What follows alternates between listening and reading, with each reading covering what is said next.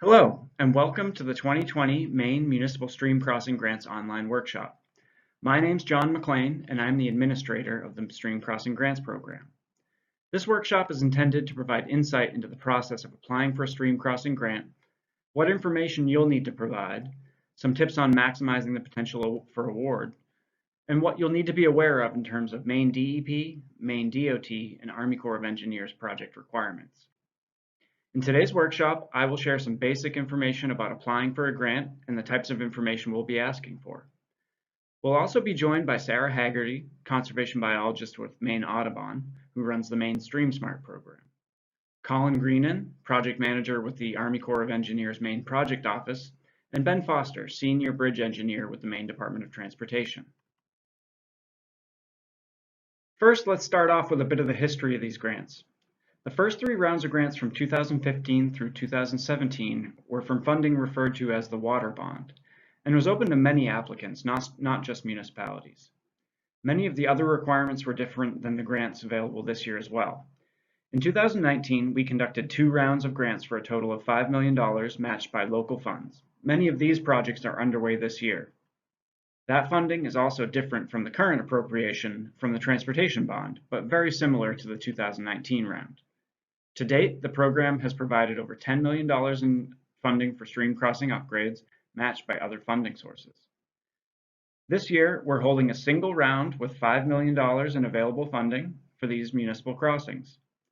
We hope that the timing will allow for construction in the 2021 in-stream work window and also allow more grants to be given. As you'll see, the requirements for this and the last round of grants is fairly specific, and we have already found that applicants that incorporate the information from this workshop will greatly improve not only the quality of their stream crossing, but also increase the chances of selection. Grants are awarded for each round until the available funds are depleted. There have been many excellent projects that were not awarded simply due to lack of funds, so we hope that this 2020 round will help get more of these projects funded. We welcome anyone qualifying for the program to apply for the available funds. Each project is scored independently in each round, and we equally encourage previous applicants to submit again in subsequent rounds and take advantage of the scoring notes from the previous submission to make improvements. As I mentioned, we have $5 million in grant funds available this year, and we have crafted the submissions and requirements to ensure we carefully consider all the aspects outlined in the authorizing legislation for the program. This is a competitive program, and the scoring is based on how well the project meets the program's goals as outlined in that law. For this round, we have increased the maximum award amount to $125,000 per project. An act to authorize a general fund bond issue to improve highways, bridges, and multimodal facilities and upgrade municipal culverts passed by the 128th Maine State Legislature in 2018 and approved by voters directs our basis for award for this round of grants. Essentially, we've boiled down the goals of the grant program to these 3 categories. It reduces flooding and improves public safety, advances the restoration goals for fish and wildlife, and represents an efficient and cost-effective investment. This aligns with the major scoring categories to determine the consensus numerical scores for each project. The scores are then ranked highest to lowest, and funding is provided in order of rank until money runs out for that round. So here's part of what the law says we must consider in applying this competitive grant. Now I've bulletized this list to make it more digestible, but this is the language. Under Contribution to Competitive Grant Program Goals, it says, the extent to which the proposed project allows communities to more effectively prepare for storm and flood events and advances the goals of restoring habitat for fish, including sea-run fish and native brook trout, and wildlife. So here's some information about how we look at these areas. It mentions better preparing for storm events and advances goals of restoring habitat for fish, including sea-run fish and native brook trout. Many of our stream culverts throughout the state are not only barriers to fish movement, but are also undersized and can lead to flooding. By increasing the size of these undersized crossings and installing them with certain things in mind, we can reduce flooding and allow for natural fish and wildlife movement.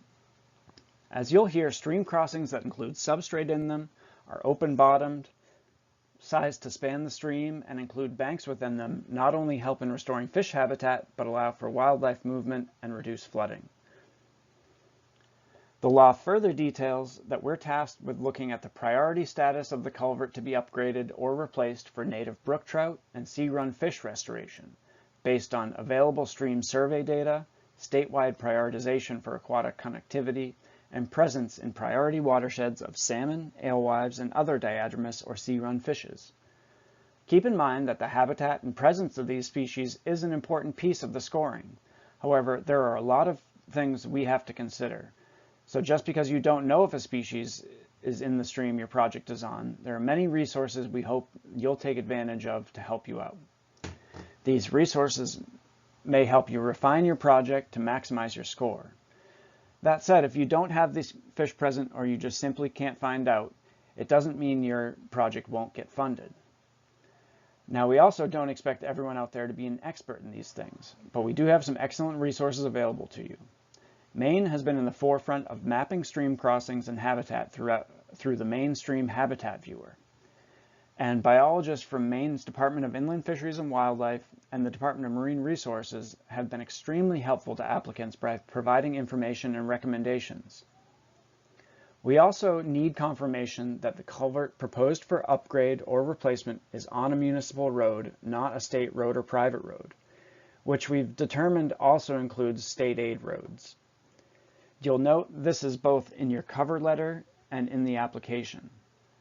It says we will score based on the extent to which the proposed project meets the Department of Environmental Protection's design standard of at least 1.2 times the stream's bank full width, which is not actually a standard, but a recommendation that's been widely adopted as a way of sizing a structure to not only allow fish and wildlife passage, but in most cases meet or exceed 100-year flood capacity. We also look at whether the proposed crossing contains a natural bottom or embedded structure and meets or exceeds the Department of Transportation's 100-year flood standard. These things can be rather hard to assess without all the information. Now, these elements all combined match up just about perfectly with the recommendations of Maine's StreamSmart program, run by Maine Audubon. But Maine DEP, IFNW, DMR, and many other organizations have been involved as partners. In many ways, it boils down to this: design proposals that are more fully developed and match and incorporate StreamSmart principles will have a much better chance of scoring well in this section of the review. The law goes on further to say that we need to consider the degree of urgency of the proposed project, including whether a culvert is at high risk of failure due to the structure's age, location within a watershed or reach with a high flood risk or severe flood history, and the expected contribution to reducing the frequency and severity of flooding to upstream and downstream communities and improving stormwater management within the proposed project area. Here's an area where good record keeping on your municipal infrastructure comes into play. The more information you can give us about the site's flooding history, including dates or damages, will be very helpful. The law also describes that we will look at the extent to which the proposed project represents an efficient and cost-effective investment, including the proportion of total funding that will be provided from other sources, or the match amount, potential avoided costs associated with the proposed project. In other words, what costs might you save by installing an upgraded structure? Consider that StreamSmart crossings generally last longer, are less prone to clogging and other maintenance needs. Also think about what kind of maintenance you were doing to the previous structure, especially if it's at risk or severely undersized. What has it taken to keep it functional in terms of costs? And funds may not be used to cover all of the costs associated with a given project. So this program does weight the proportion of funds from other sources towards the score, but there is no minimum match except for the grant program cannot fund the entirety of a project. As will become more clear throughout the workshop, we've really tried to make sure that we evaluate all these metrics to arrive at which projects will be funded by the program. We understand that there's a lot of information requested for this grant, but we've tried to keep it to what we actually need to adjudicate these elements from the law. Each thing we ask for is used in the scoring somehow, so try and be as complete as possible. Not answering a question can be hurtful to an applicant's scoring. We do have examples of previous applications that may be helpful in beginning the information gathering necessary to complete the application on the grant's website.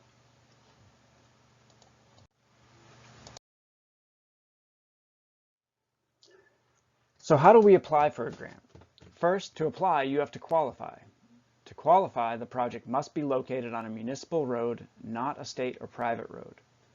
Eligible project sponsors include local governments, municipal conservation commissions, soil and water conservation districts, and private nonprofit organizations. As I mentioned, it's been determined that municipal roads do not include state aid roads. First, the application and materials are only available during the period the request for proposals or RFP is open. In applying for a grant, pay close attention to both the RFP and application. We currently plan to open the RFP period on September 1st, 2020. Although we don't anticipate any delays, this is subject to change, but up-to-date information will be available on our website. We anticipate the application period to close in mid-November. It's important to get submissions in by no later than 11:59 p.m. exactly on the day it's due. We're not even sent any proposals received from 12 o'clock and after.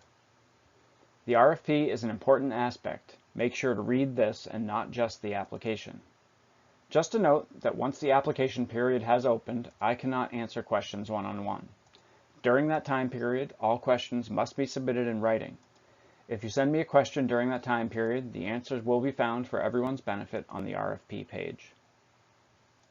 The RFP will be available on this website when the application period is open.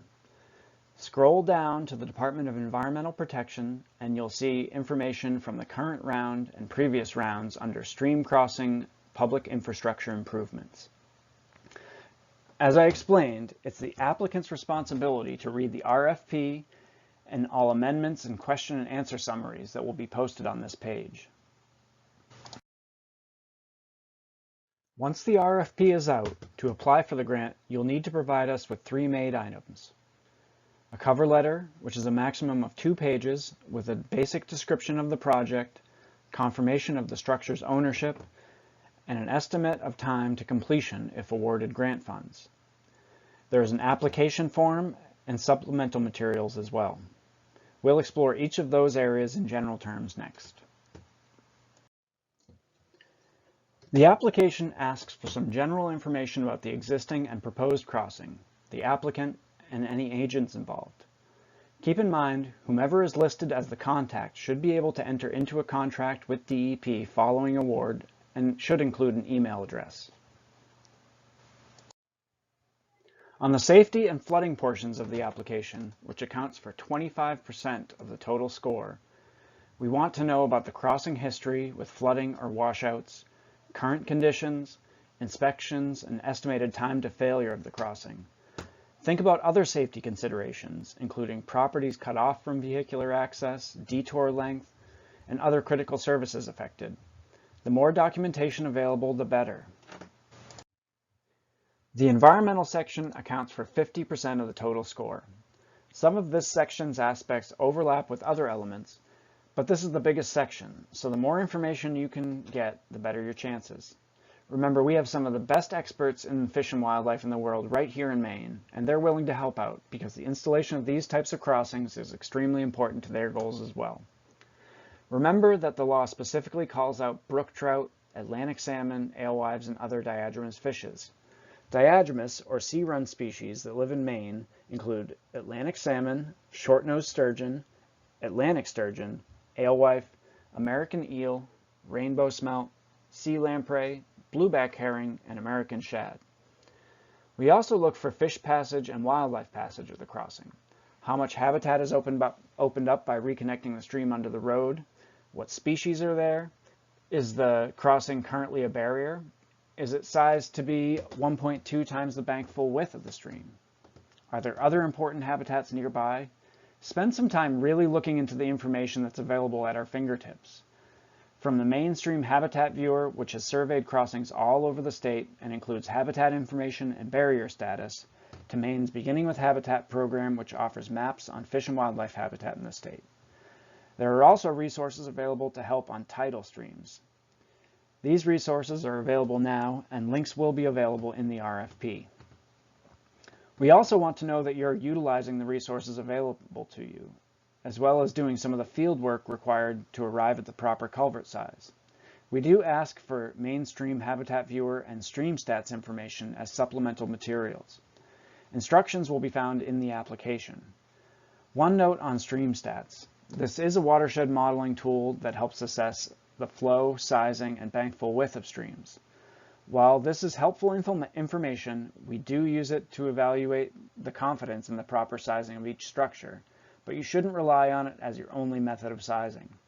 It is a model and subject to some issues depending on where you're located and where the watershed boundaries are drawn.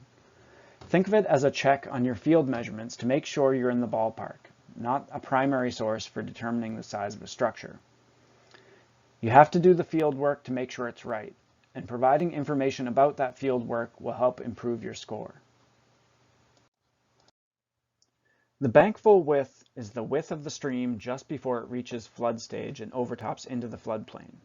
You'll receive further guidance on measuring bankful width later in today's workshop. In terms of bankful width measurements and modeled estimates, we want to see both, but we're prioritizing those with multiple measured and average values included. We also want to know if you've taken the time to reach out to the various agencies and whether they indicated it was a priority, and other design criteria. One place you can start right now is to use the Maine DOT Stream Smart Road Crossing Pocket Guide. This book outlines stream smart practices and is a great resource for anyone with responsibilities over roads. In the appendix, there are even worksheets that you can use to gather pretty much everything we're going to ask for under the grant program. The book will also show you how to properly measure bankful width and collect data for a stream profile and other important information. For the cost section, which is the final 25% of the score, we want to know about your maintenance costs. So back to documentation and tracking. What is the timing for construction? Is it ready to go or 2 years out? Where does permitting stand? Have you made contact? Do you have an estimated budget? Are there other efficiencies for the project design or implementation that will help you save money? As I mentioned, we ask for stream stats and mainstream habitat viewer information in the supplemental materials. You can find these resources on the Stream Crossing Grants webpage. We also need photos of the crossing so we can look at the condition, sizing, and other factors. A plan view sketch is also needed. Now, I'm not saying it has to be engineered to be submitted, although if you haven't engineered plans, that could certainly get you some extra points. But we do need to see some kind of plan, even if it's just to show how the stream is oriented to the roadway.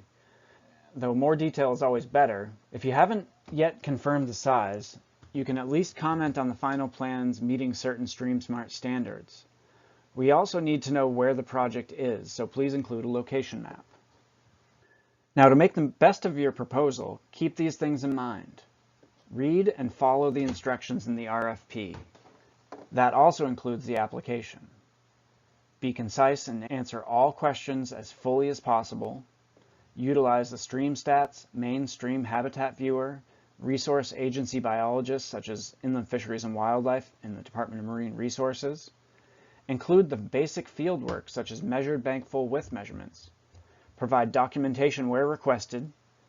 Use a stream smart design or other recommended best practices, including sizing the structure to be at least 1.2 times the bankful width of the stream, including a natural bottom or embedding and backfilling the crossing. Include banks within the structure for terrestrial passage. These are all things that can help boost your proposal scoring.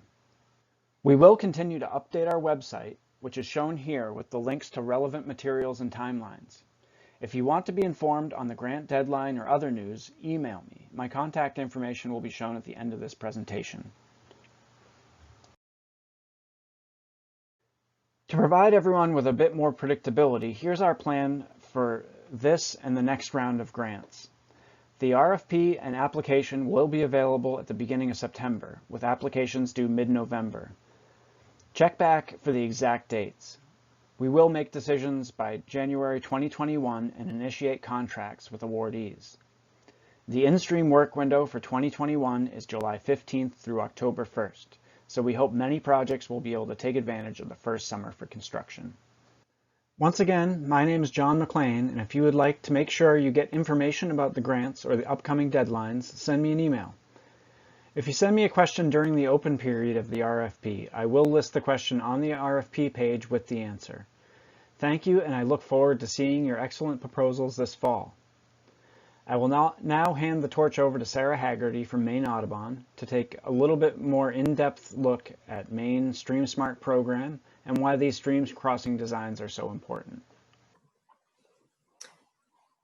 Hi there, I'm Sarah Haggerty. I'm a conservation biologist with Maine Audubon.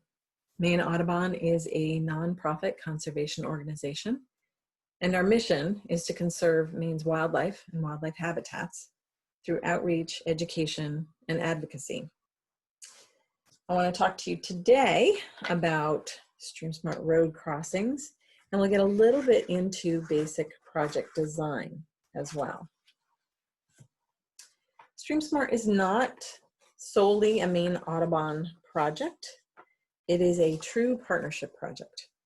And the partners in StreamSmart are made up of federal agencies, state agencies, local towns, other nonprofit organizations, private landowners, and others.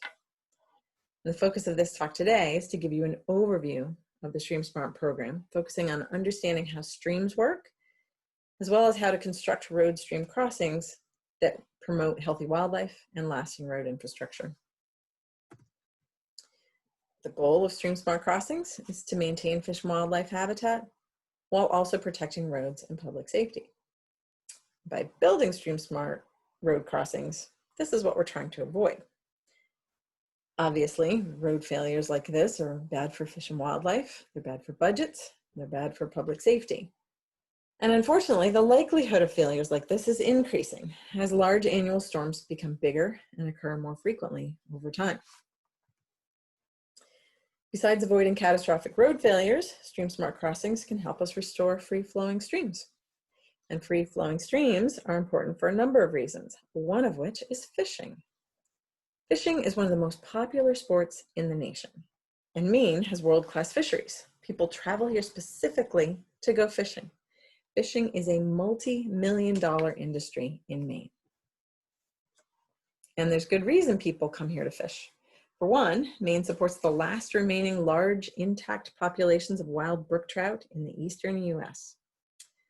The map on the left shows the historic range of the eastern brook trout, with the red areas denoting the areas with the most degraded habitat, and the purple areas showing where the habitat is most intact. As you can see, Maine has the most extensive, highest quality habitat available. The map on the right, the dark blue areas are where brook trout populations thrive in the absence of competing non-native salmonids like brown and rainbow trout. But there are gaps in occupied habitat, the areas that do not have color, and these are mostly not occupied because of the fragmentation caused by roads. Maine is also home to the only remaining populations of wild Atlantic salmon in the United States. The map on the left shows the historic salmon rivers. Atlantic salmon used to run in all the major rivers east of the Hudson River in New York. They were in all of the New England states. Now, this anadromous fish only returns in very small numbers to the major rivers of Maine. Born and raised in cool freshwater streams, this fish travels thousands of miles out to sea, where they then feed off the coast of Greenland for a couple of years, and then they return to the very streams where they were born, but now they've come to spawn and reproduce, which just goes to show that fish need to move. Fish of all species need to move. They need to move daily, they need to move seasonally, and they need to move throughout the different life stages that they go through. Daily, they need to find food, they need to find shelter, they need to find areas of rest. Seasonally, they need to be able to find cool streams where they can go to escape the heat and the low flow areas during the summer months. And they need to be able to find deep pools where they can overwinter without freezing. Throughout their lives, they occupy very different areas. When they're small, they're in small streams where larger fish can't prey on them. And as they age, they move out of these smaller streams and take advantage of other available habitat as they grow. They may travel fairly far from where they were born, with fish like salmon traveling all the way out to sea and back again. Because of this intrinsic need to move, connected, unfragmented streams are critical for their very survival. But free-flowing streams don't just benefit fish. They benefit everything that supports the fish, like invertebrates and microorganisms. They support the organisms that might feed on the fish, like fishers. And they benefit other species that rely on the streams. Freshwater mussels filter water and provide food for other organisms. Terrestrial species often use stream corridors and riparian areas as their travel corridors. And when they reach a road stream crossing that does not allow passage, does not allow them to go through, their only choice is to go up and over the road. And often the result is disastrous for them. But it's not just about the critters. It's also about the functions of the stream, what the stream does. A free-flowing stream regulates the flow of water, which helps mitigate storm flows and flooding events. Free-flowing streams maintain water temperatures. A free-flowing shady stream is cooler than a slow-moving, sluggish body of water. And that cooler water holds more oxygen, which is good for all sorts of aquatic species. And free-flowing streams also move materials, boulders, sediment, root wads, trees. They all move when we have these large storm surges. And when the stream is free-flowing, those materials are deposited out and distributed throughout the system as the water moves. And it's these structural elements that create the best habitat for fish and other aquatic organisms. So we've covered why free-flowing streams are important. What's the problem? The problem is barriers. We tend to think of dams when we think of barriers to fish passage, and they are a huge problem. But there are more road stream crossings acting as barriers than there are dams on the landscape. Culverts have traditionally been created from the road perspective. We're trying to move water through a road. We're trying to change the way that we think about that and try and think about it from the perspective of the stream and think about it as a road crossing a functioning stream. Stream smart designs can meet our transportation needs and still allow the stream to flow freely and allow fish and wildlife to move. So how do culverts block fish passage? There are three basic problems.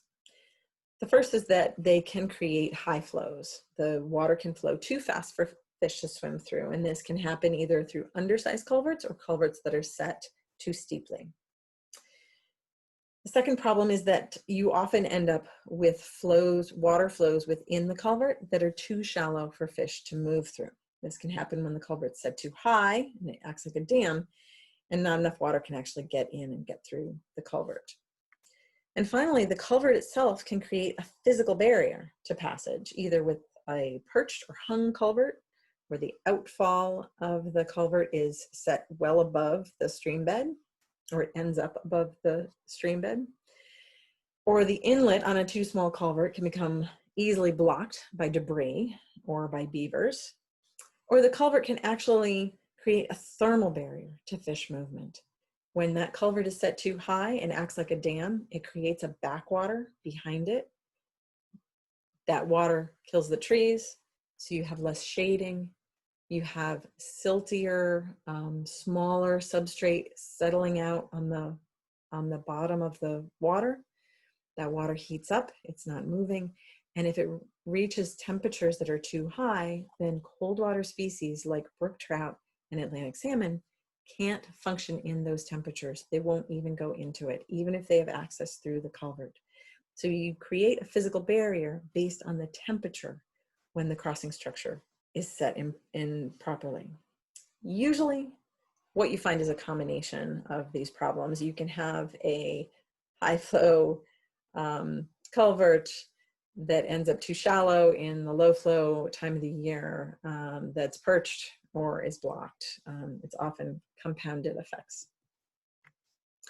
So I want to go a little bit into how an undersized culvert constricts stream flow and becomes perched. So the diagram at the top is as if you're looking down at a culvert. So you can see the wide stream being squeezed together into a smaller pipe. And when you take all that energy of the wide stream, you push it through the pipe, all that energy creates increased speed and velocity through the culvert. When it gets to the other end of the culvert, all that energy is released and it has to go somewhere, and that extra energy creates turbulence at the end of the culvert, and that turbulence scours away at the stream bed. And over time, you can end up with a plunge pool, and you can end up with a culvert that's perched or hung above the stream bed. We don't put them in 2 feet above the stream bed. They end up that way when they're undersized.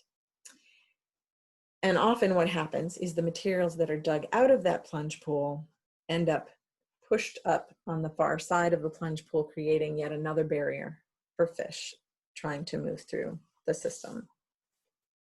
And it can happen quickly. This is an example of a crossing structure in Blanchard. It's a concrete box culvert. And it was put in the mid 2000s, and a few years later, it already had a perch developed. 2 years later, that perch was dramatically larger and creating a barrier to fish passage. You also notice inside that box culvert, there's no channel, and so the water sheets across the concrete, making it too shallow for fish to swim through. This can happen very quickly. And this is what failure looks like with a real example. This is a road crossing failure in the town of Freeport in 2008. It's an undersized culvert. There's a large storm event, debris blocked it, and you can see what happens next.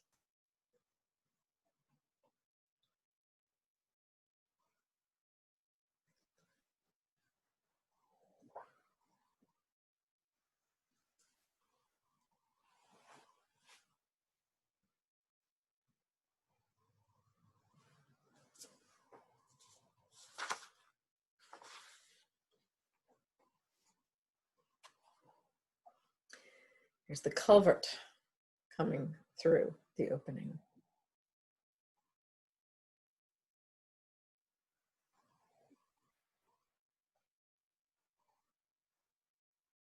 This is what we're trying to avoid. And fortunately, we have the tools to reduce the probability of that happening. There are things we can do. Stream smart crossings can maintain fish and wildlife habitat and also protect roads and public safety. In this photograph, you can see the naturally flowing stream going right through the culvert, the crossing structure. You even have dry banks on the sides, which allow wildlife to pass without having to go over the road. And it also is creating enough capacity for those larger storm events, which is a good thing because there was a 50 to 75 year storm event in 2010, right after this crossing was put in. This is that same crossing structure, nearly filled to capacity, but not overtopping. This structure was intact and fine after the storm. Multiple other crossing structures were washed out, roads were washed away, but the Stream Smart crossings had the extra capacity to take those large storm pulses. So, how do we know if our crossing is Stream Smart? What features should we look for or include in our own designs when we're trying to create a Stream Smart crossing?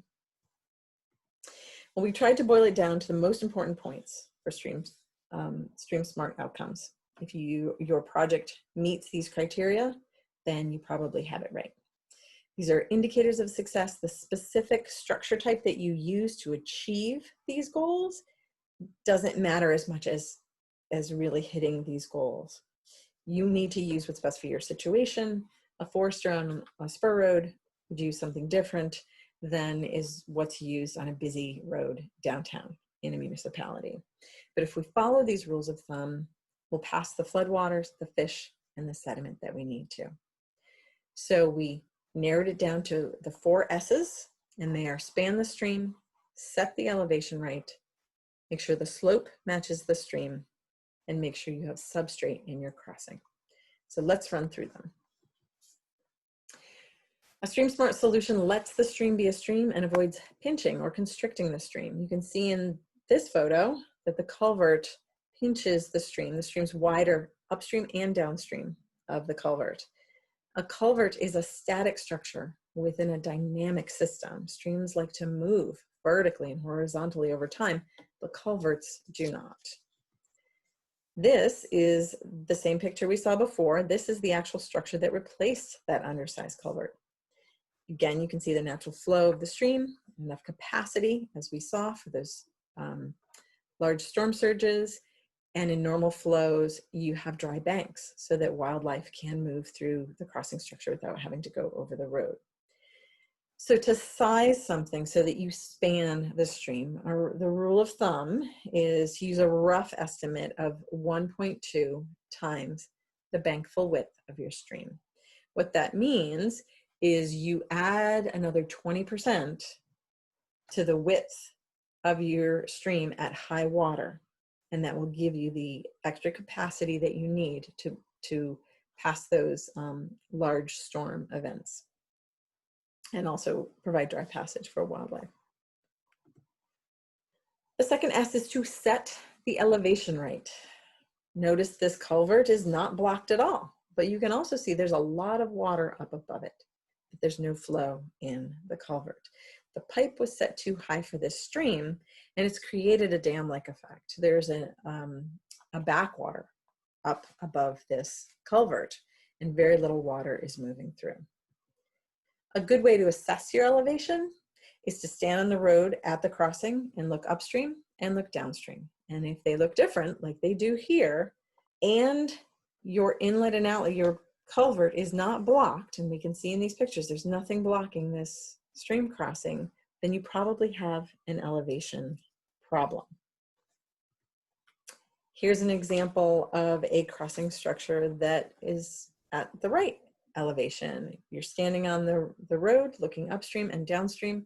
The flows are the same, the amount of water moving through in a particular amount of time, and the substrate, the gravel, the boulders, the cobble, the size of the structure, they're the same above and below.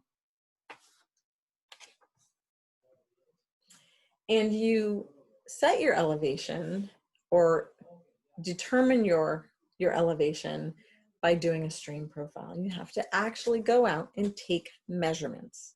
You cannot use estimates or modeled numbers. You need to actually collect some data. So what you do is you go out to the stream and you measure the high points and the low points and the high points and the low points going up and down the stream, up above and below your crossing structure. And then when you connect those dots of the high points, you get your stream slope. And when you collect the low points, you can find the elevation. Now notice, you can sort of ignore the plunge pool at the outfall of the culvert because that's an anomaly that is created by the crossing structure. That's not a normal scour depth that the stream would normally have. So that's what the low points are. They're the natural scour points, and you want to make sure that your new culvert is large enough and is set low enough to be below the natural scour line. If it's set too high, the stream can scour out from under your culvert. We actually walk through this in our Stream Smart Phase 2 trainings. They're 2-day workshops. We usually hold them in the fall, and we actually take you out to a stream, and you actually collect these data points, and then put them into software and create a preliminary design. So you actually get to try it out. So if you're interested in actually getting some practice with that, then sign up for some of our Phase 2 workshops in the fall. You take the data and you actually put them into a program, and it can calculate these, but you can also just use graph paper and get these elevations and slopes as well. The third S is to make sure the slope matches the stream. You want to install the culverts so that there's no change in the stream bottom, in the inlet and the outlet. So you have seamless inlets and outlets. You don't want a lip or a dip. You want it to be the same coming in and going out. Like with elevation, you're trying to mimic the stream in the slope that you set for your crossing structure. And finally, you want to make sure that there is natural substrate in the crossing. Substrate is the material that lines the stream bottom. It's boulders, it's cobble, it's gravel, it could be sand. Whether it's the existing substrate in an open bottom crossing or substrate that you've added to an embedded structure, stream smart crossings need to have substrate. This maintains the natural rate of flow of the stream, helps oxygenate the water, and provides habitat to allow for fish passage. You need to make sure that your substrate matches the natural substrate of the stream and is stable, because you don't want it to wash out of your crossing structure. Here they are again, the 4 S's. If you follow these rules of thumb, you will meet the golden rule, which is to let the stream act like a stream. Remember, we're now trying to think of road stream crossings as a road crossing a functioning stream, as opposed to water being pushed through the road.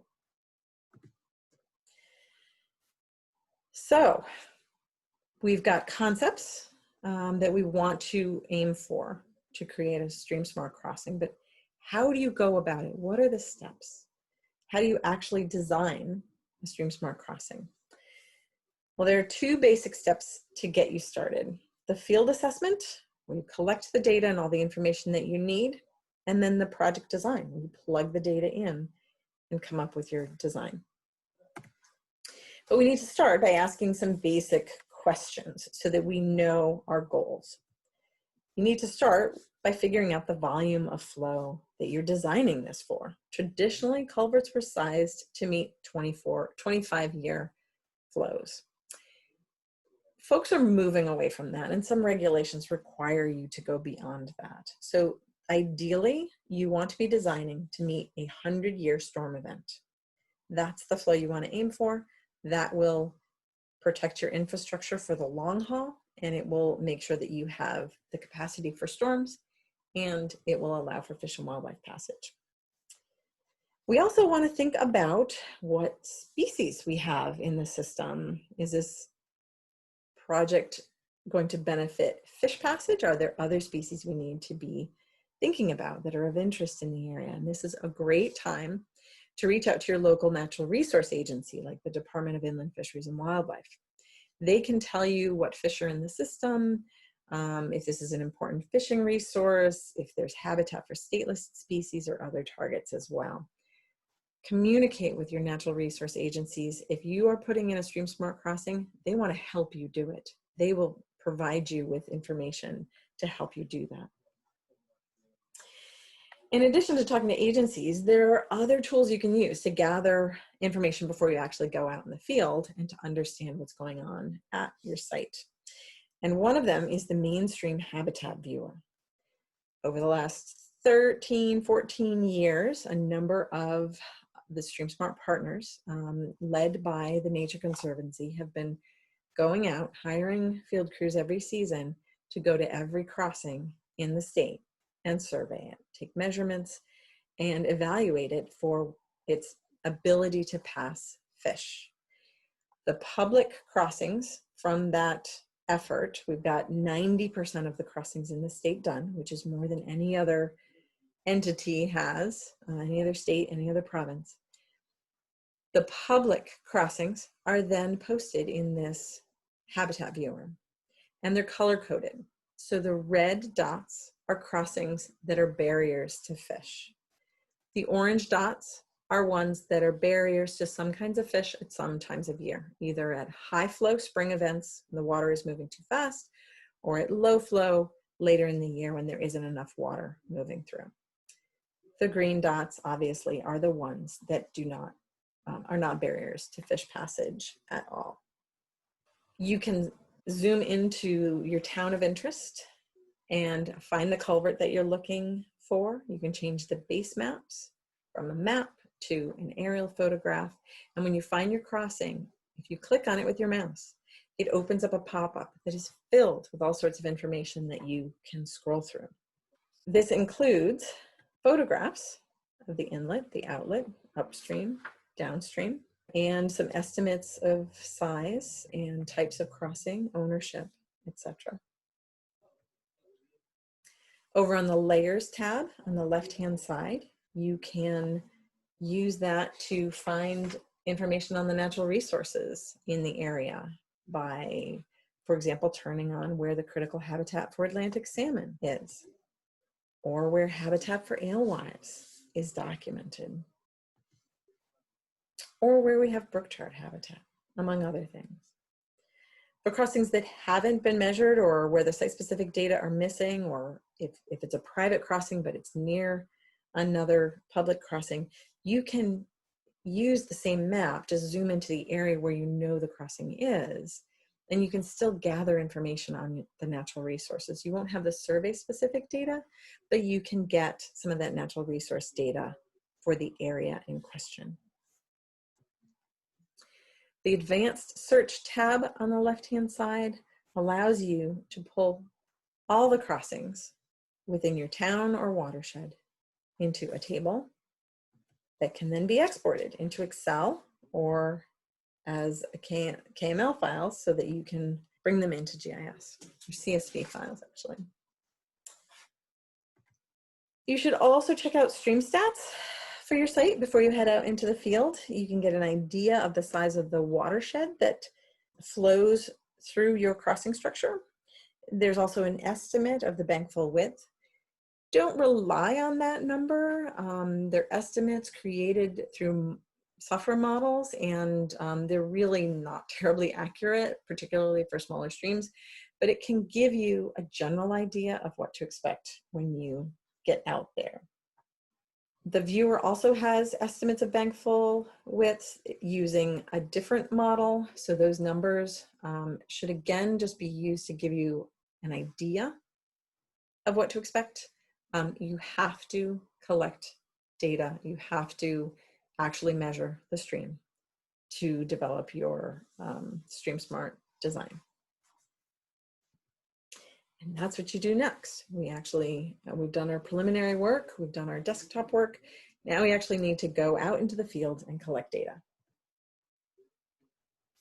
In the field, you're going to start collecting the data that you need to create that longitudinal profile where you'll get your slope and you'll get your elevation. But you need to collect all those points along the stream. But you have to remember that the crossing structure itself affects what you're going to find near that culvert. It's going to sort of mess it up. So you're going to need to move away from that structure. You don't want to take all your measurements right near the crossing structure because it's been altered and affected, and you're not going to get a true picture of what that stream is supposed to look like. You're going to get a picture of what that stream looks like when it's been impacted. So you need to get away from that crossing structure. And the rule of thumb is to go 20 to 30 times the width of the stream in distance away from the crossing. So for example, if you had a 10-foot wide stream, because you're going to measure that, get your actual bankful width. If you have a 10-foot wide stream, you're going to have to go 200 to 300 feet down the stream and measure, and up the stream and measure. And that will give you a representative reach, an area that is unimpacted by that crossing structure, to take your measurements and get a good slope and get a good elevation. And you're going to collect a lot of measurements all the way through your crossing structure. And if you take good measurements in stretches outside the influence of that crossing structure, you can create a good design. This is a bit of an extreme example where there's extensive sedimentation, both up and downstream of the culvert itself. The old way would be to look right around the culvert and decide what your elevation and your slope is. If you do that in this example, you will simply continue the problems that this site had for decades. You're not going to be fixing the problem at all. Even if you made a bigger crossing structure, you're still setting your slope and your elevation wrong. What you need to do is go all the way out to where an unimpacted reach was found above and below, and look at what the true slope and the true elevation is for this crossing structure, for this site. You can see it's a very, very different slope and elevation than you got if you looked just near the crossing structure. You'll also need to look at the cross section of the stream, not just up and down, but across as well, and look at the cross-sectional area. Again, we want to not be taking these measurements right near the culvert, so you're going to want to do that down in the representative reaches, both up and downstream, so that you're getting a really good picture of what's actually happening in an unimpacted stream. When you do this, you need to pay attention and make sure that when you're taking a cross section that you pay attention to any major tributaries that are coming in, and make sure that you capture all of that, that you're not measuring before those tributaries come in if you're up above, or after or down below. So you really want to make sure that you're getting a representation of the cross section of the actual stream that's going to flow through your new crossing structure. And with these measurements, you can actually map out the cross section of the stream and look at it on a map for use in your calculations. And finally, you're going to want to characterize the substrate, because you're going to want to recreate that stream bed inside your new crossing structure. You want to get a feel for the distribution of the different sizes and types of substrate materials so that you can recreate that inside your structure. So now you've done all the legwork, you've done all your field work, you've collected data on your actual stream, and now you're going to go back inside and do your project design, your preliminary project design. You're going to take your data and you're going to start plugging it into some software or into even just graph paper, and start getting a feel for your stream. And so you also want to go back to stream stats and do a hydrologic analysis so that you can understand what flows to expect at your crossing now that you have the information to help you determine what size crossing. There are a number of different ways to do it, but stream stats is the easiest. It's put out by USGS. It's online, it's free, it's pretty straightforward, and it does a pretty good job. It just spits out your the statistics that you need. And once you know how much water is flowing through your crossing, you'll need to test the capacity with some hydraulic modeling to see, if you look on the left-hand side of this table, what the discharge is going to be at different, a 100-year event versus a 25-year event. HY8 is sort of the standard these days. It's developed by the Federal Highway Administration, and it can tell you and show you how your design will perform under these various flows: a 25-year event, 50-year event, 100-year event. And there are a lot of different options you can use to put in your Stream Smart crossing. You can choose the best one that fits your site and your budget. There are bridges, there are arches, three-sided boxes, embedded culverts. There are a lot of different options. You can make that determination as long as you are, again, meeting those 4 S's and being true to your data. You have different options that you can use for each site. With embedded culverts, you do need to remember that because you are going to fill about 1/3 of it at the bottom, you need to increase the size so that you don't lose the capacity that you need for that. And this graph just shows a comparison of the costs for 3 different crossing structures over time. I know that a lot of folks sort of stick with replacing a small culvert with a small culvert because it's cost effective. Or it seemed cost effective. It's cheap. You can do it quickly and easily, but you really need to be thinking about it for the long haul. And the costs over time really do add up. That undersized culvert is going to require more maintenance costs, and that's why the blue line here is a traditional undersized or small pipe. Over time, you're going to actually have to do maintenance on that, whether it's clearing debris, pulling out beaver material, adding more fill to keep the culvert in place.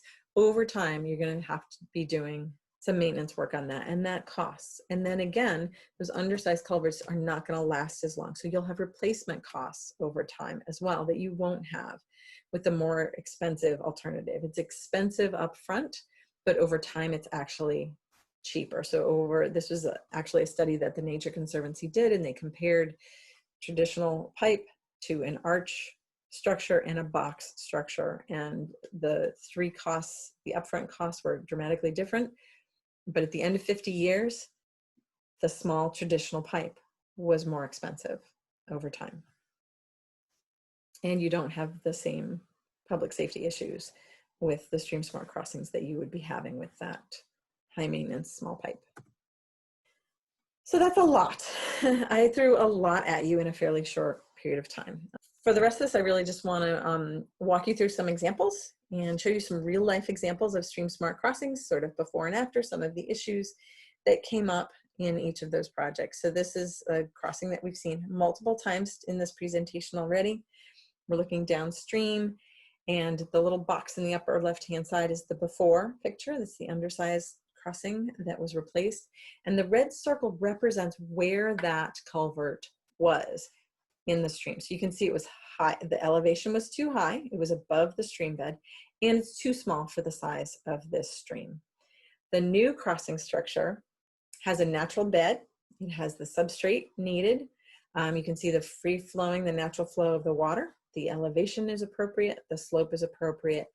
The capacity is dramatically larger for those large storms, which we saw happened for this crossing structure.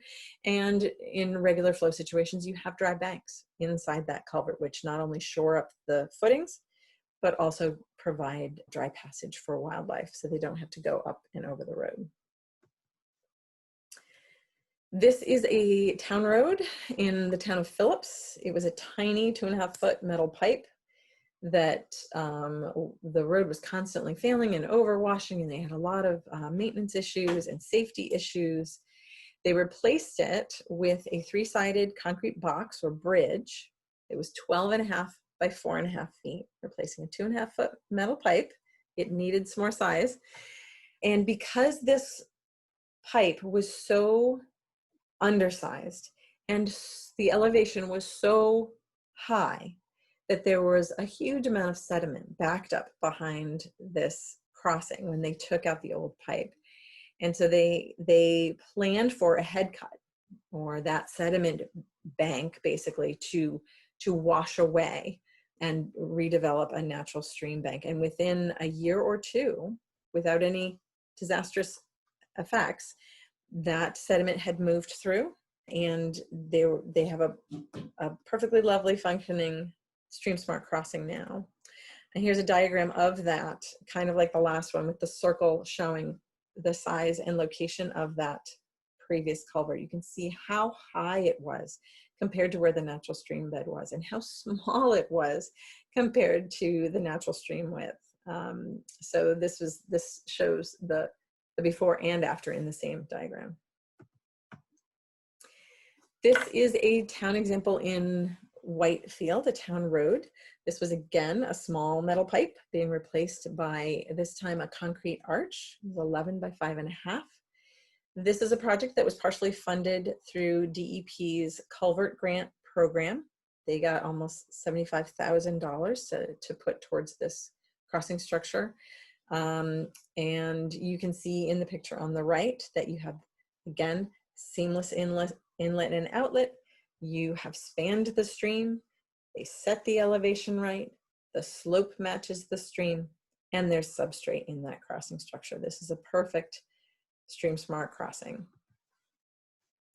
Here's another project that received funds from the DEP culvert grant water bond funds. And this one's a little bit different. It was again a metal pipe. It was perched. It was a barrier to fish. This is a brook trout stream.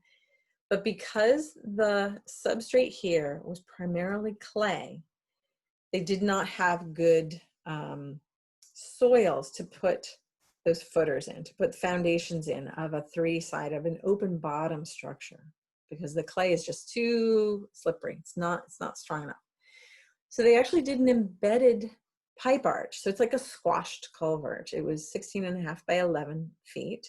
They embedded it, so they filled about a third of it with natural substrate from the area in order to create this Stream Smart crossing, which spans the stream, has the elevation set appropriately, has the slope that matches the stream, and has substrate in it. It even has some dry banks on the inside and is no longer a barrier to fish. This is an example of a project in Starks. This had 2 metal pipes that were skewed inappropriately in relation to the road. They were not aligned with the stream. They had multiple problems. The pipes were failing. You can see that they're perched. There's no way fish could get through these culverts. It's another project that was funded in part by the DEP culvert grant. With this project, they replaced it with a concrete arch, and what they found when they got there and started digging was there was ledge that they did not anticipate. So they had to be flexible and creative, and they were able to put in a great structure, but they had to make some changes on the fly and have some flexibility in moving money and equipment and people around to make it happen. Here's another project in Phillips. Again, a small metal pipe that had a couple of, with an overflow pipe set higher up. This road was failing. The culvert was failing, was falling apart. And they put in actually an embedded concrete box. So this is not a 3-sided structure. This is embedded. And so they had to set it down low enough to be able to fill in a significant portion of the box with natural substrate, and then there are banks built on the sides. This was one that was a bit of an emergency project. Normal work window is July 15 through the end of September. That makes you work during the low or dry flow season, low or no flow. And it also was to protect any Atlantic salmon in the area or brook trout or other species. But because it was an emergency, they had to work outside that window with appropriate permission from the regulating agencies. And there was still so much water that they actually had to create a bypass channel to handle the flows during construction. So this was one that was a bit more difficult of a project, but it came out fantastic. They were again able to be flexible. They worked closely with the regulators and with all the agencies that required it. Which brings us to some of the things that we need to think about when we're designing and installing these Stream Smart crossings.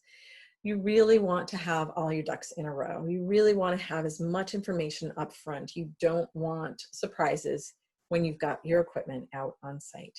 You want to start talking to your regulating agencies as early as possible. Again, if you're doing a Stream Smart crossing, they're going to want to help you. They're going to help guide you through the process. Make sure you know what's expected and that you have all your permits in hand before you get started.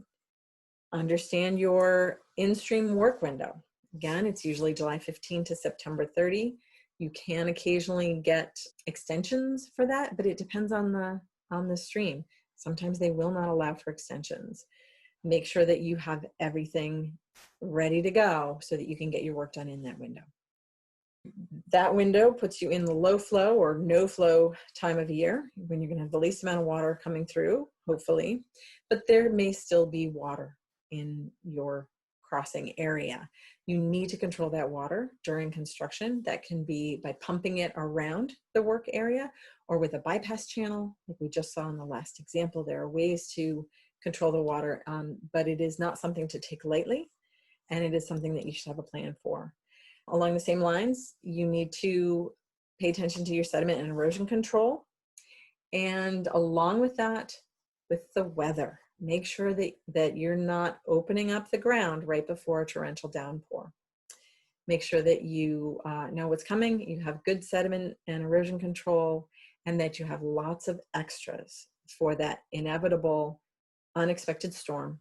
Make sure you have extra silt fence. Make sure you have extra pumps for the water control, because you don't want to be searching for that stuff in the middle of a torrential downpour when you have the ground opened up. When you are embedding a structure like the box structure in Phillips or the embedded squashed pipe in New Gloucester, You really want to understand how to build your stream bed and your banks to do it appropriately.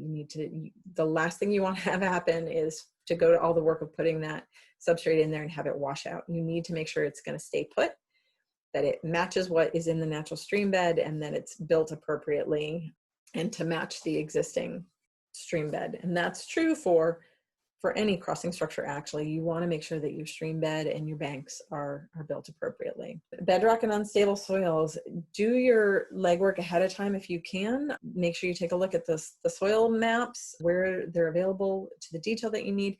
You may need to do geotechnical bores. You want to know as much as you can about that site. You don't want to have a plan and then have to throw it out the window because you hit ledge or it's all clay. Have a really good understanding of your site. And one of the other problems that often comes up in collecting our data for these stream crossings is an inability to actually find an undisturbed reference reach, right? Where you go 200 feet from your crossing and maybe there's another culvert. So now you're in the influence of that culvert, or there's a tributary, or now you go into a large river, or the topography changes dramatically. It can sometimes be kind of difficult to find the undisturbed reference reaches that you need to collect good data. Just collect as much as you can, do the best that you can, and confer with others and get some agreement on what the best way to move forward is. For more information on StreamSmart, you can go to our website at streamsmartmaine.org, and you will find all sorts of information, including videos, handouts, PowerPoints, links to other resources, and also listings of any upcoming workshops. So if you're interested in doing the 2-day training where you actually learn how to take the measurements, or if this is your first introduction to StreamSmart and you want to start with an introductory workshop, you can do that as well. They will be posted on the website. And finally, I want to thank you. Thank you for sitting through this. This is my contact information. If you have questions, go to streamsmart.org first because there's a ton of information there. But feel free to reach out, and I hope to see you at the next workshop or out in the field putting in some StreamSmart crossings. Thank you. Thank you, Sarah. Obviously, that's a lot of information to try and digest at once. So I hope that you'll reach out for technical assistance. There are folks out there that do this work, that are trained and have that experience, and they're excited and happy to help you make the best out of not only your proposal, but your crossings in general. The Stream Habitat Viewer is a great tool that you can also utilize in your future planning, not just for this grant. Take advantage of the other resources like the StreamSmart Technical Assistance Guide and the StreamSmart Road Crossing Pocket Guide from DOT. You'll also find information in the RFP and application, and so taking advantage of all these resources out there can only serve to bolster your case for funding. One thing we didn't really talk about is tidally influenced crossing structures. Now, tidal crossings aren't quite as simple as directly transferring the StreamSmart lessons to those areas, but there are many similarities. Tidal stream crossings qualify for stream crossing grants too. There's an effort underway to better provide technical assistance and guidance for these tidal stream crossings called Coastwise. The Coastwise approach for tidal road crossing design is under development by the Maine Coastal Program and over 30 partner organizations. Maine Coastwise approach will provide a voluntary set of science-based, field-tested best practices for communities, private road owners, engineers, and others interested in tidal crossings. The goal is to create tidal crossings that provide the greatest benefits to communities by being safe, cost-effective, ecologically supportive, and climate resilient. The reason I mention this is that this program really is about selecting the right crossing for each location. So if you have a tidal stream crossing, there are other factors to consider in getting there. And we don't want you to spend lots of time and effort trying to make the tidal crossings fit neatly into StreamSmart. Although the basic principles of letting the stream act in its natural way is consistent. For more information on this effort and to reach out for guidance or direction, you can contact Slade Moore at 207-837-3805 or at the email shown on your screen. Okay, next up in today's webinar, we're going to hear from Colin Greenan, Project Manager with the Army Corps of Engineers Maine Project Office.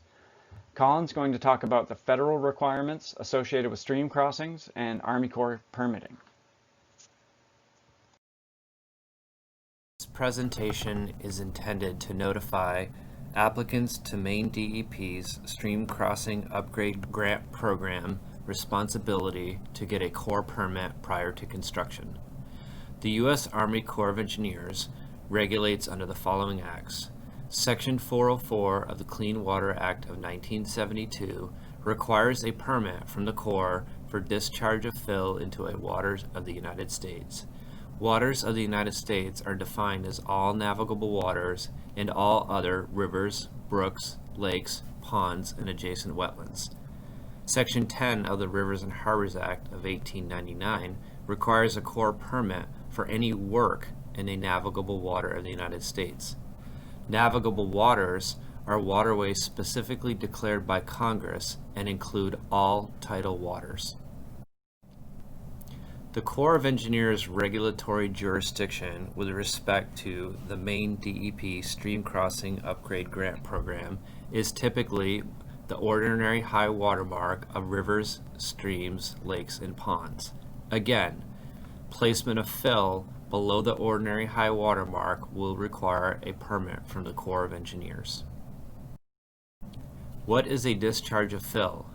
A discharge of fill includes any temporary or permanent fill placed below the ordinary high water mark of a water of the United States or in adjacent wetlands.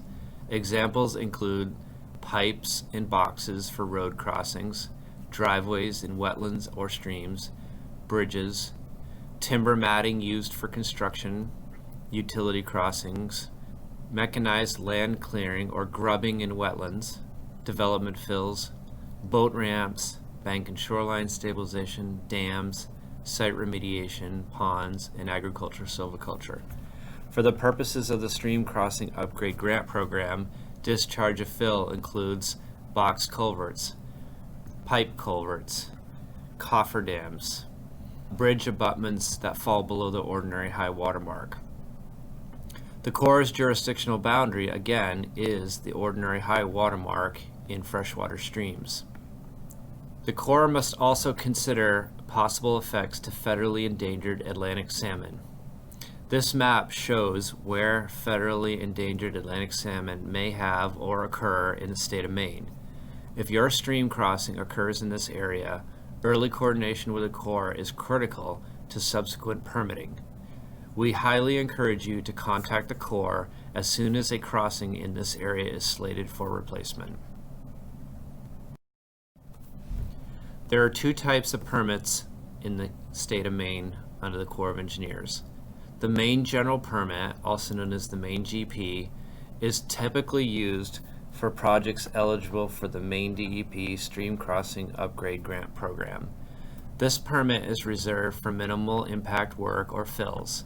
It's an abbreviated approval process resulting in a permit decision in approximately 60 days. Stream crossings may fall under a self-verification, Category 1, or pre-construction notification, Category 2. Individual permits are reserved for complex and/or controversial projects. It includes a public notice, public interest review, and is a much longer approval process. Please note, for Atlantic salmon crossings, an individual permit may be required depending on the design of the project, and again, early coordination with the Corps is encouraged to avoid needing an individual permit. The Maine General Permit front page looks as follows. Please Google Maine General Permit. That will take you to the PDF of the Maine General Permit, which includes instructions on how to apply for a permit and conditions associated with the permit. Category 1 of the Maine General Permit, specific to the Stream Crossing Grant Program, includes freshwater crossings. Crossings shall not impede high flows or obstruct aquatic organism passage. Cumulative fills for the project must be less than 15,000 square feet. There may be no effect to Atlantic salmon. Slip or invert lining is not allowed. In-stream construction work must occur in the dry, either between cofferdams or when the stream is dry. In-stream construction work must be performed between July 15th and September 30th. The crossing must be a span that is 1.2 bank full width. Boxes and pipes are not allowed under Category 1. The substrate beneath that span must match the characteristics of the substrate of the natural stream channel. In order to qualify for Category 1, the applicant shall submit a self-verification notification form and attached plans for the project. If the stream crossing is not eligible for Category 1, the main general permit has a Category 2, which creates flexibility for applicants that cannot meet the Category 1 conditions. The same general requirements to pass flows and aquatic organisms is also perpetuated in Category 2. The in-stream work window is still preferred for Category 2. However, working outside this window may be approved depending on specific project details and coordination with Maine Inland Fisheries and Wildlife. The preference under Category 2 is for spans. However, properly sized and embedded closed bottom culverts may be acceptable. Again, 1.2 bank full width remains the targets, and multiple pipes may not be authorized. Slip and invert lining may be acceptable on a case-by-case basis and must include or at least evaluate aquatic organism passage aids. For slip and invert lining, early coordination with the Corps is highly encouraged. For Category 2 crossings in Atlantic salmon waters, the design must meet an Atlantic salmon programmatic agreement, and again, coordination with the Corps is encouraged. The applicant must submit a pre-construction notification and project plans in order to be authorized under Category 2. Here is an example of a Category 1 stream crossing authorized by the Corps of Engineers. This culvert is a span. It represents 1.2 bank full width, was constructed between July 15th and September 30th, and contains a bed material similar to the natural stream bed of this particular stream. This is an example of a Category 2 stream crossing. It is a box culvert, was constructed between July 15th and September 30th.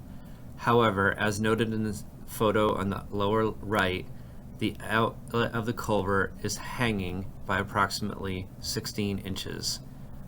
We prefer not to see this. How to apply for Corps authorization.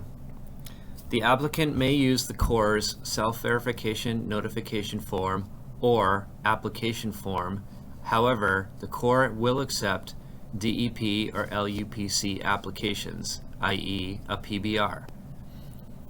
The application must include clear, reproducible, and legible plans, preferably a location map using the USGS mapping, a plan view or overhead view, cross sections of the culvert crossing, and details, including how the culvert will be constructed, cofferdams, maintaining downstream flow, etc. An official species list procured from the U.S. Fish and Wildlife Service website, and an area of proposed tree clearing, so that the Corps can consult with the U.S. Fish and Wildlife Service for effects to the threatened northern long-eared bat.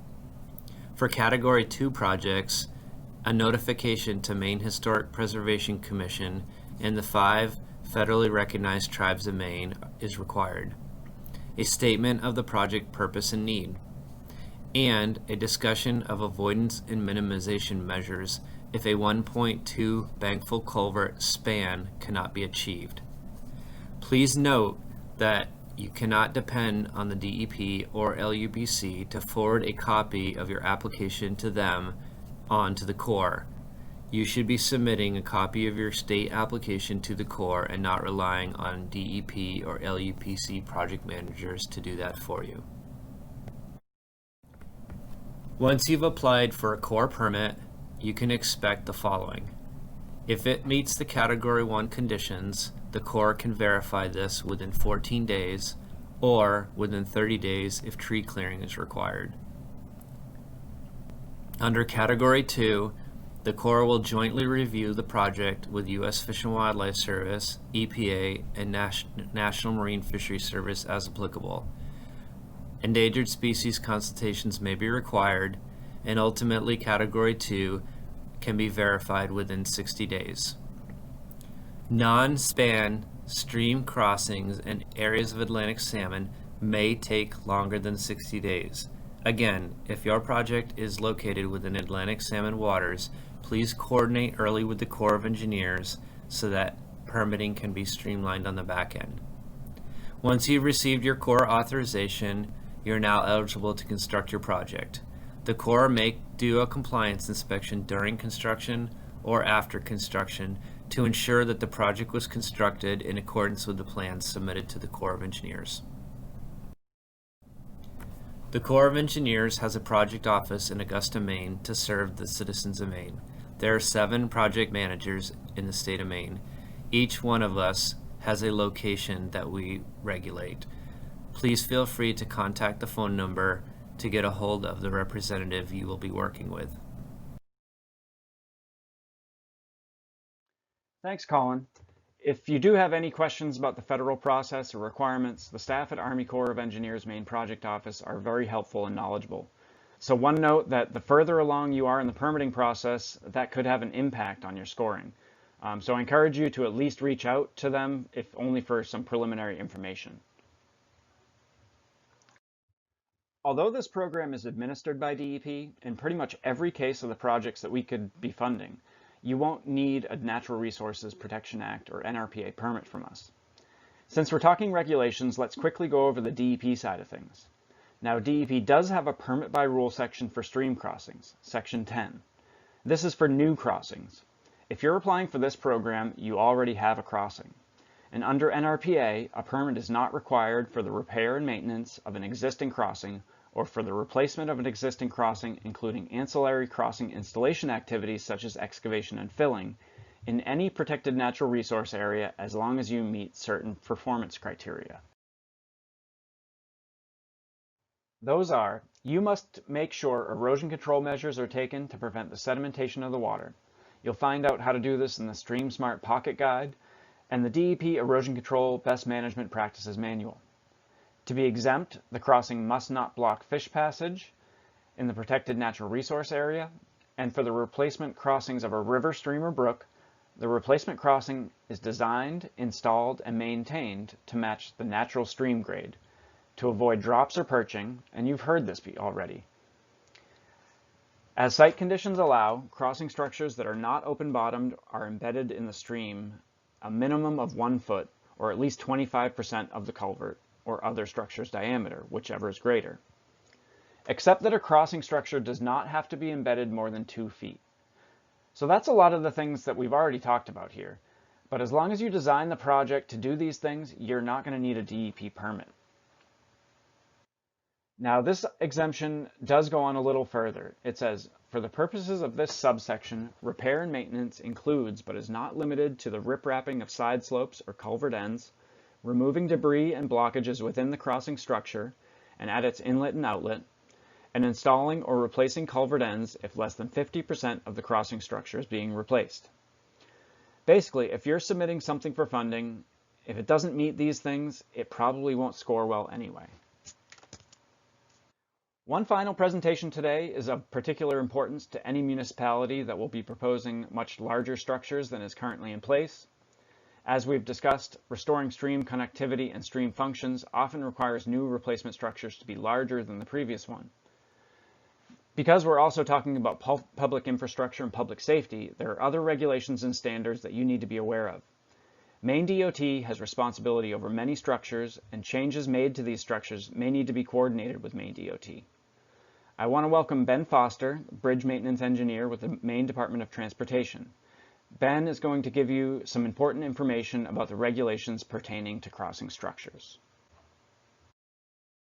Ben Foster, I'm the Bridge Maintenance Engineer for the Maine Department of Transportation, and I'm here to talk to you today at your stream crossing training about Maine DOT's role in this whole process, and what needs to be what's required of the towns from a engineering standpoint, and from when these structures become larger and even possibly become the responsibility of Maine DOT. So I'm going to start with an outline here. I'm going to discuss the Maine State Local Bridge Law, and then we're going to go to federal requirements that need to be followed, and then the procedure if Maine DOT was going to take responsibility for the structure. All right, in 2001, Maine passed a new local bridge law, and within this law, it defined the responsibilities for the bridge maintenance and capital improvements for all public bridges, minor spans, and small structures. Before that, it was, okay, if you're on a town road, it was probably the responsibility of the town.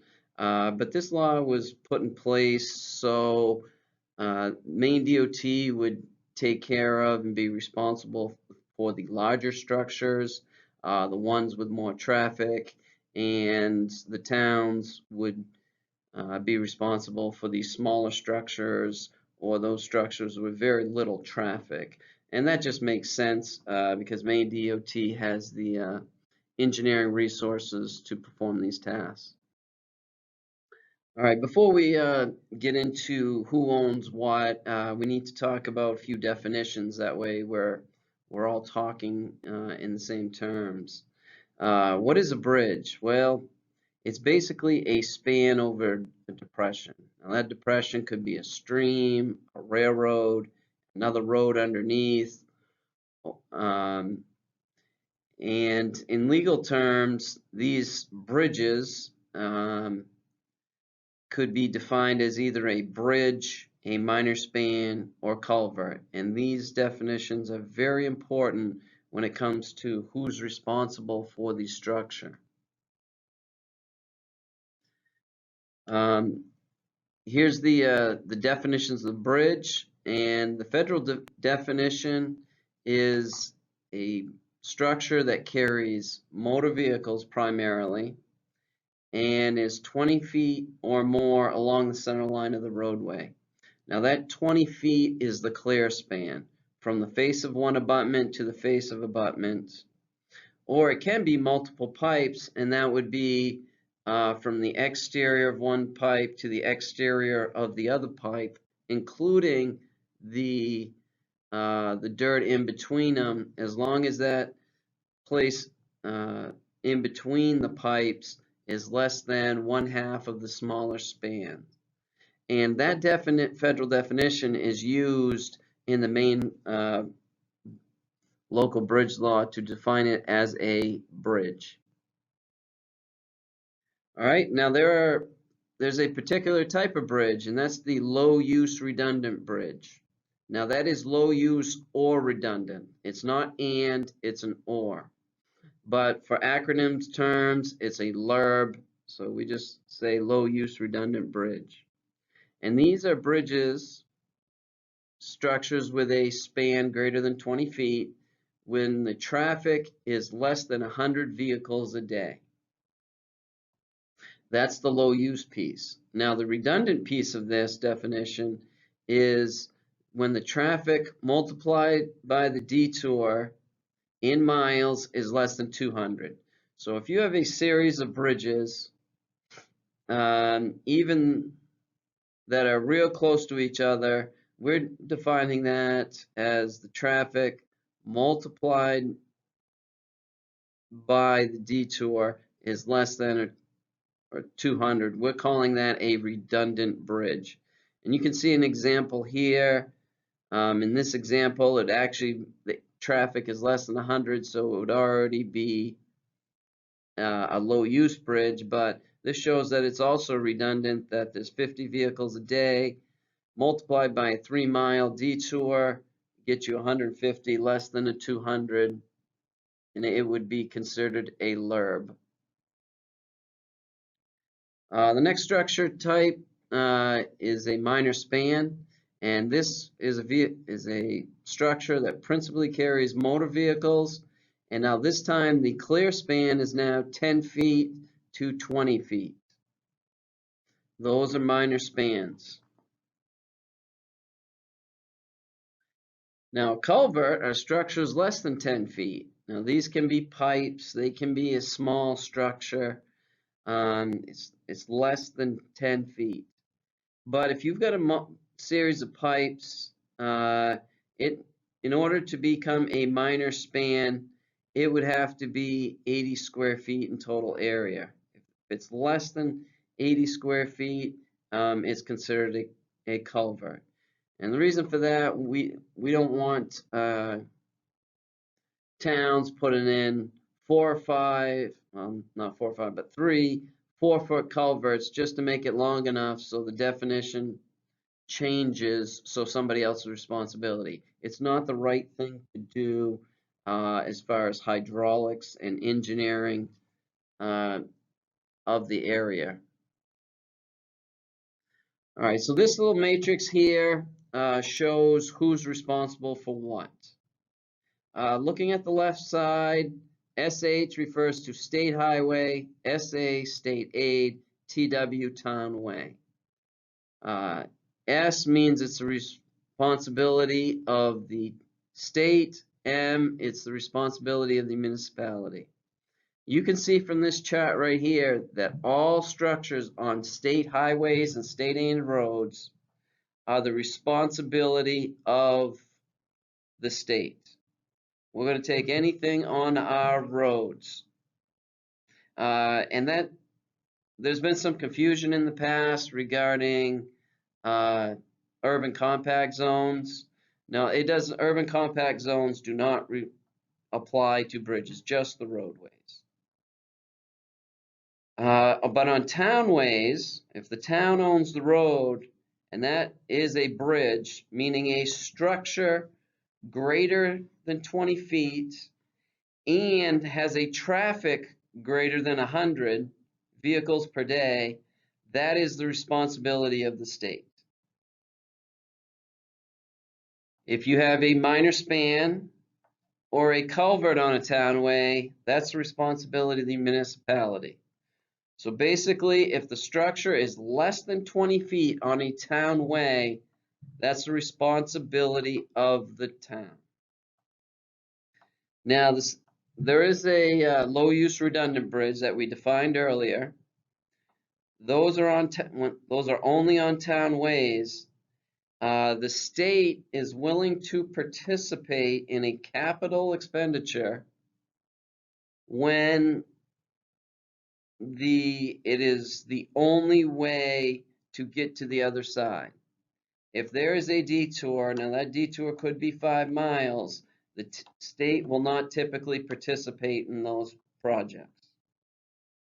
Now, for this to happen, the municipality has to apply, send a letter to Maine DOT and ask for those funds, and then that project will then compete with all the other projects to be put in our state capital work plan. All right, do not wait and do the project and then ask for the money. You will not get it. I want to be very clear with that. You will not get the money unless, and we're not required to give the money. It is it's just in those situations where it's a dead-end road, but you must start the process before any engineering happens. All right, now let's talk about bridge inspection standards. And this applies to all the bridges, anything that the clear span is greater than 20 feet. All right, it is a law that we must follow these inspection standards. All right, they give requirements of how often and how thorough you need to inspect certain structures, and there must be a bridge file. a series of documents from cradle to grave for all of our bridges. So if in case something happens, we've got a good documented history of why it might have happened. And we get audited annually by the Federal Highway Administration. They have 23 metrics that they review us on, and we must follow them, or they can withhold federal funding from the state. All right, here are the stuff that's in the bridge file that might pertain to one of your projects. One's the design plans. Those are the engineering drawings that was used to build, and the as-builts, what was actually completed. The design computations, because all these structures are carrying traffic, it must be designed. It can't be just some back of the envelope, oh yeah, we can try this. They must be designed. Also needs the load rating. What's the capacity of these bridges? We have a overload permitting process that sends large vehicles over these. We need to know what it can handle to determine whether we are able to allow those vehicles to cross. And we need a scour evaluation. Scour is the #1 reason bridges fail nationally. And scour is the removal of stream bed material so it undermines a foundation. If you don't have that solid foundation, you don't have a stable structure, and we can't allow traffic over it. So that must be engineered. And when we say this, it is not a stream simulation. That is not a scour evaluation. You must perform the calculations and have the documentation by a professional engineer determine that this thing is going to be safe. Again, it is not a stream simulation. All right, now let's talk about structures that might become bridges. They were a 13, 14-foot pipe, but because of the bank full requirements, it now needs to become a 24-foot structure. All right, these must be designed by a professional engineer.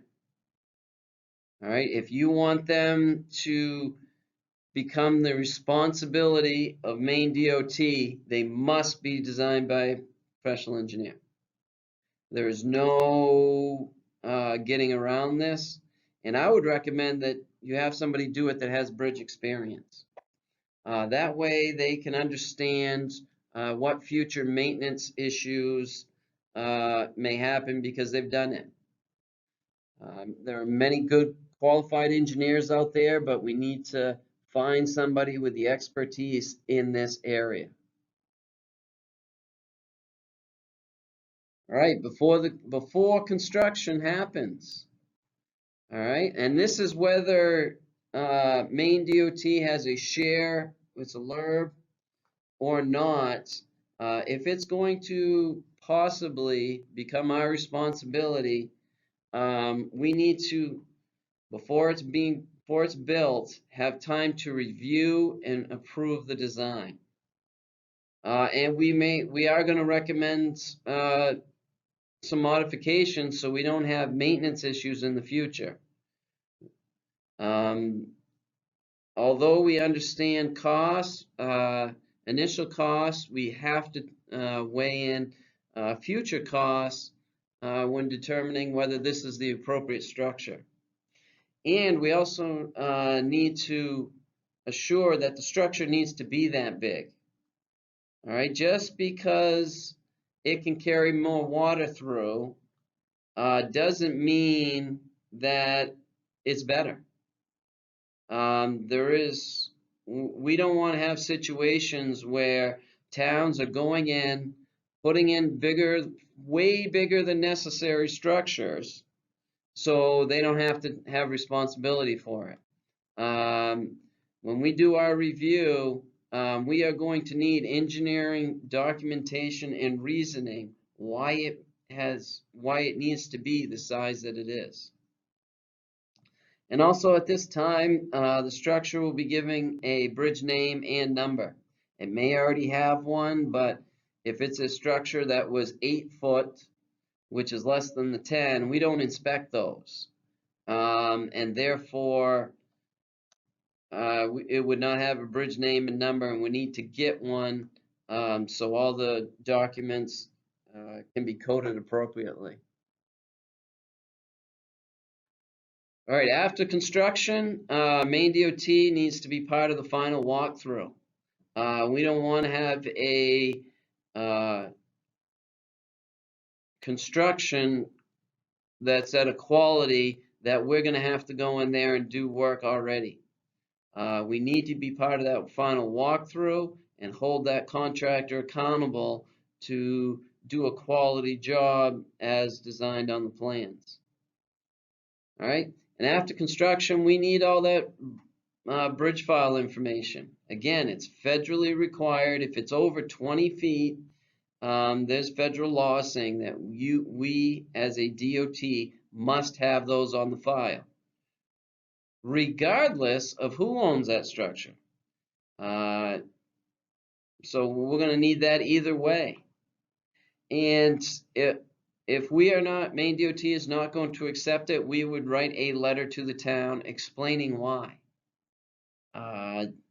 And we'd be talking to you prior to this at the final walkthrough and during the process for the review before it gets constructed. So this letter will not be a surprise. It's just the final documentation put in the file so future people that look at this will understand why. Okay, again, bridge file, we must have these. Okay, we need a stamped design plans. We need a stamped design computation. What I mean by stamped is a professional engineer needs to put their stamp on it, verifying that it has been built to and designed to a standard that is safe for the traveling public. We need a stamp load rating and we need a stamp scar evaluation. These are required. Federal Highway will be on us to do these. And if Maine DOT is going to accept responsibility, we must have these on file. All right, and that's all I got for a presentation here. Here's some Maine DOT contact information. Send us an email and we can get back to you as soon as we can. Ron Taylor is my assistant. He's the inspection program manager, so he manages the inspection program and also works with the town. You may have received a bad bridge letter from him identifying some deficiencies in the bridge that needed to be replaced. All right. Thank you for your time. That's all I have. Please contact us with any questions, and that way this process can go smooth as possible. Thank you. Thanks, Ben. That concludes the 2020 Municipal Stream Crossing Grants Online Workshop. I want to thank our presenters Sarah Haggerty, Colin Greenan, and Ben Foster for their willingness and assistance in putting this workshop together. And also special thanks to Anna Smith and Beth Chase for their assistance behind the scenes. If you have any questions, please feel free to reach out to any of our speakers today about the topic areas covered. This webinar will be available at least until the release of the RFP, although if we can continue to keep it up, we will. I know we've seen a striking increase in the quality of the proposals coming into the program since we started these workshops last year, and I hope you have found it helpful in preparing your proposal as well. I look forward to seeing your excellent proposals this coming round and hope to see them go in the ground as well. Remember that the maximum award for this round is now set to be $125,000. The website for the program is listed at the top of the slide. From that page, you'll be able to find the RFP, application, and other resources. As I mentioned before, I'm John McLean with the Municipal Stream Crossing Grants Program, and here's my contact information. Just keep in mind that during the open period of the RFP, all communication will have to be done in writing, and I will post any questions and answers on the RFP page. Thanks for your interest.